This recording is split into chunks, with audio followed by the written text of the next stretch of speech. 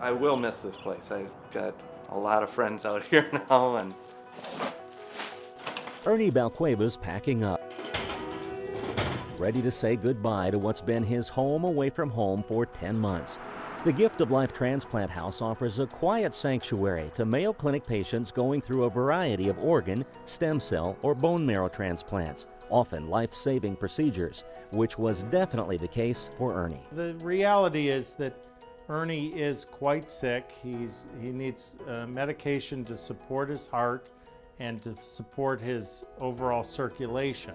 Ernie's extended stay at Mayo Clinic was actually his second trip to Minnesota to undergo life-saving heart transplants. So Ernie underwent heart transplant here at Mayo Clinic 15 years ago. Ernie, how are you? Cardiologist Dr. Brooks Edwards is director of Mayo Clinic's transplant program. He says Ernie's first transplant allowed him to defy a rare congenital heart condition, a condition that had claimed the lives of all 4 of his brothers. Abnormally developed heart muscle caused brothers Eddie and Brad to die as children, less than 2 years apart.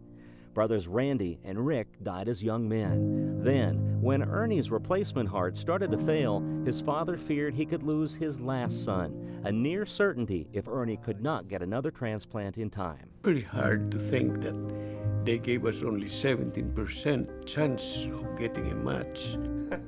In spite of his optimistic demeanor and the comical collection of boxer shorts friends sent to decorate his hospital room and keep his spirits up, Ernie's situation was becoming more serious each passing day, with his heart now beating at less than half its normal strength and severe disease in his heart arteries. Ernie was admitted to the hospital to stay. Unfortunately, with the lack of donors, we have always patients waiting in the hospital, and nowadays almost all of them wait at least many weeks and very often many months. When Ernie's turn finally came, he had been hospitalized for 7 months. No wonder there was a celebration in the middle of the night. you guys are awesome. When news arrived that a suitable match had been found and a donor heart was indeed on the way. By now, Ernie says, he'd grown very close to the Mayo Clinic transplant team, who was just as thrilled about his opportunity as he was. It really helped that I was here, I think, and that I had the nurses that I have and, you know, the same doctors I've had for 15, 16 years now. So, with a full contingent of supporters cheering him on, Ernie crossed the finish line of his marathon wait. Go, Ernie! Practice for your marathon. Now it was time for a sprint, although it was clear everyone back on Ernie's floor at the transplant wing would breathe a sigh of relief once they got word that all went well. Good luck. See you in a couple days. See you tomorrow. After a final blessing from his mother, See you in a couple hours. Notice the last. and one more reassuring word from a father to his last surviving son, All right, we'll see you. Okay. Ernie headed back into the operating room, where transplant surgeon Dr. Richard Daly would remove the now worn-out heart that Dr. Daly himself had placed in Ernie's chest 15 years earlier. The timing of each step of the operation has to be carefully orchestrated, tracking the exact location of the donor heart in transit, waiting until the last possible moment to reroute the blood flowing through Ernie's body to a heart-lung bypass machine, and finally removing the heart that had served Ernie for as long as it was physically able. When the donor heart arrives, anticipation soars for Dr. Daly and the team. It's their first chance to assess the size and condition of this gift, Oh, it's a good heart. which they hope will restore Ernie's health. A gift in the deepest sense of the word, Ernie would later recall, knowing that his family's gain that night came at the expense of another family's loss. It would be very nice to meet somebody from that family and let them know that, you know, that I really appreciate what they did during a very difficult time.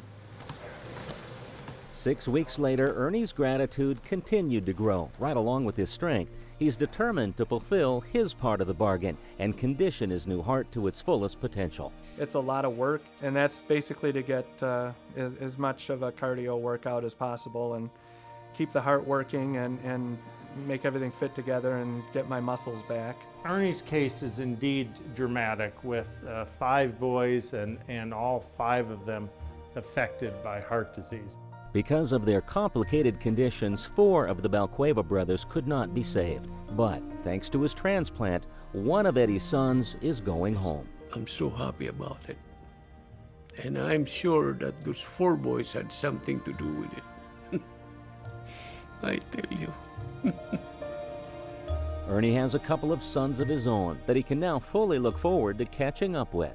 Getting back together with the boys is probably the most important thing. That's what getting well is all about. Just as good medical care may come in many forms, healing may touch many lives. And Ernie's not the only one going home with a renewed heart. It'll be nice to get back and feel somewhat normal. Take care. Yep. Bye-bye. At the same time, be thankful for everything and everybody out here that's helped take care of everything. For the Mayo Clinic News Network, I'm Dennis Doda.